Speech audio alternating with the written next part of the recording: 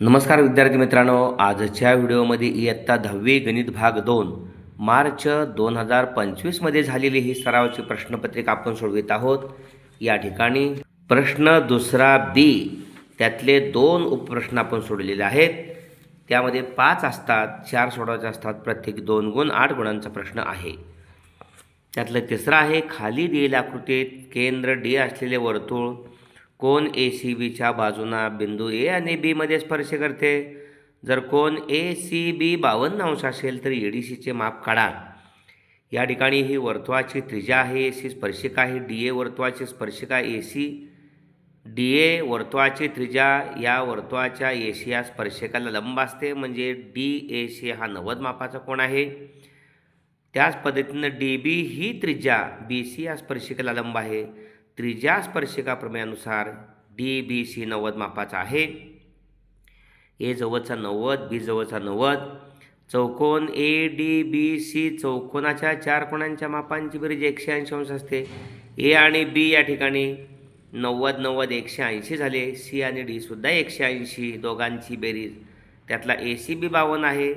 साहजिकच 180 मधून 52 गेले, 10 मधून 8 गेले, 10 मधून 2 गेले, 8 उरले, आणि 18 मधून 5 आणि 1 6 गेले. या ठिकाणी 12 उरले. 128 अंशाचा कोन आपल्याला ADB मिळणार आहे. ओके, सविस्तर सोडवायचं. अशा पद्धतीनं सविस्तर मान्य केलेले आहे. आत्ता सांगितल्याप्रमाणे त्रिज्या DA लंब स्पर्शिका AC, त्रिज्या DB लंब स्पर्शिका BC, त्रिज्या स्पर्शिका प्रमेय असं नाव आहे त्याचं. म्हणून कोन DAC आणि कोन DBC दोन्ही 90 मापाचे आहेत. चौकोन ACBD मध्ये चौकोन ACBD मध्ये हे 4 कोन आहेत. कोन DAC अधिक कोन ACB अधिक कोन CBD अधिक कोन या ठिकाणी ADB, आणि हा ADB काढायचा आहे. म्हणून हा 90 90 आणि हा 52 यांची बेरीज. हे चौघा अगोदर लिहिलेत. कोन ADB अधिक कोन ACB अधिक कोन DAC अधिक कोन DBC 360 चौकोनाचे 4 कोन. कोन ADB बरोबर 52 अधिक 90 अधिक 90 360, 90 अधिक 90 अधिक 52 232, 360 वजा 232 अधिक 232 पलीकडे गेले, 360 मधून 232 गेले. कोन ADB बरोबर 128 अंश. ओके, अशा पद्धतीनं. त्यानंतर पुढला प्रश्न आहे, चौथा उपप्रश्न आहे. A1 वजा 3, B2 5 आणि C-4 7 हे बिंदू एकरेषी आहेत का? या ठिकाणी रेषा ABचा स्लोप काढायचा, नंतर रेषा BCचा स्लोप काढायचा, म्हणजे चढ काढायचा.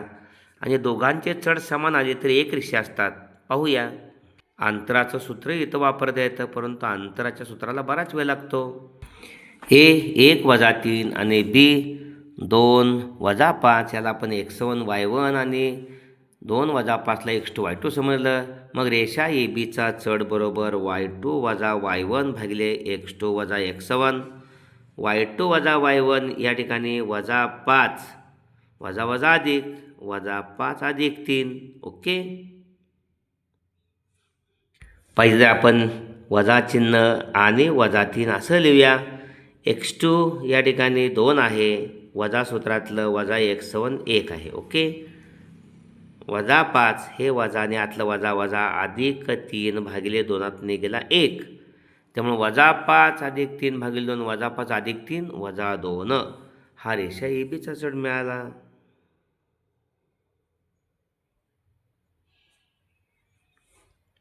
त्यानंतर रेषा BCचा चढ, हा B आहे 2 वजा 5 आणि C वजा 4 7 आहे.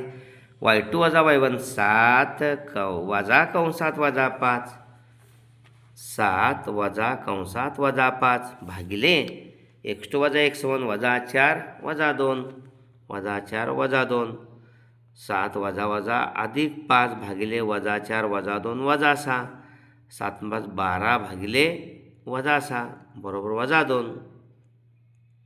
रेषा BCचा चढसुद्धा वजा 2 आला, ABचा चढसुद्धा वजा 2 आला. म्हणून या ठिकाणी रेषा ABचा चढ बरोबर रेषा BCचा चढ. ओके. आणि बिंदू बी दोन्ही रेषावर आहे हे नमूद करणं गरजेचं आहे. बी सी ए बी आणि बी सी बी दोघांमध्ये सामायिक आहे, दोन्ही रेषावर आहे. म्हणून A1-3 स्वल्पविराम B2-5 व C-4-7 हे बिंदू एक रेषीय आहेत. ओके. त्यातला 5वा प्रश्न आहे, जर साइन थिटा बरोबर 11/61 तर नित्य समानतेचा उपयोग करून कॉस थिटाची किंमत काढा. नित्य समानता माहीत असणं गरजेचं आहे.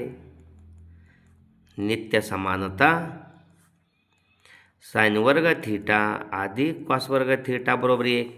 साइन थिटाची किंमत 11 वर्ग भागिले 61 वर्ग अधिक कॉस वर्ग थिटा बरोबर 1. कॉस वर्ग थिटा बरोबर 11 वर्ग वजा 61 वर्ग पलीकडे गेले, डावीकडून उजवीकडे 1 वजा 11 वर्ग भागिले 61 वर्ग छेद समान नाही, तिरकस गुणाकार 61 वर्ग वजा 11 वर्ग 61 वर्ग 1 वजा 11 वर्ग 1 भागिले 61 वर्ग. या ठिकाणी ए वर्ग वजा बी वर्गचा अवयव विस्तार सूत्र काय आहे, पहिल्या कंसात त्या दोघांची बेरीज, दुसऱ्या कंसात दोघांची वजाबाकी. इथेही तसंच करायचं, वर्ग चुकण्याची शक्यता असते म्हणून एकदा त्यांची बेरीज एकदा वजाबाकी भागिले 61 वर्ग. 61 आणि 11 72 गुणिले 61मधनं 11 गेले 50 भागिले 61 वर्ग. ओके. 5 दुनी 10, 5 ते 35 ने 36 म्हणजे 36 आलं. 72 गुणिले 50 भागिले 61 वर्ग. या ठिकाणी कॉस थिटा हा कॉस वर्ग थिटा आहे. कॉस वर्ग थिटाचं वर्गमूळ कॉस थिटा 3660 61 वर्गचं 61 म्हणजे कॉस थिटा 60 भागिले 61. ओके. अशा पद्धतीनं